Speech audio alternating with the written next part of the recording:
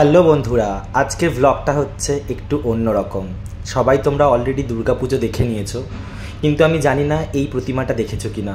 এটা হচ্ছে দক্ষিণ পাড়ায় হয়েছে, দেখেছো? একদম চলন্ত উড়ন্ত দেবী, মানে এখানে থিমটা হচ্ছে মা আকাশে ভাসমান অবস্থায় রয়েছে। তো সেটা নিয়ে আমি ব্লগটা করছি। তোমরা দেখো, যারা প্রতিমা ভালো করে দর্শন করতে পারোনি আগে দুর্গাপুজোর সময়, তাদের জন্যই স্পেশালি করেছি।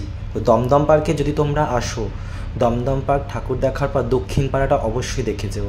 এটা একদম কাছাকাছি দমদম পার্ক থেকে। প্রত্যেক বছরই ফাটাফাটি পুজো হয়, এবছরও দারুণ হয়েছে। সেটারই থিম তোমাদের দেখাচ্ছি। থিম হচ্ছে ভাসমান অবস্থায় মা দুর্গা মা, চলন্ত সব কিছু দেখবে এখানে চলছে, উড়ছে। দেখেছো? দেখো, প্রত্যেকটা জিনিস কিন্তু এখানে আকাশে ভাসমান অবস্থায়।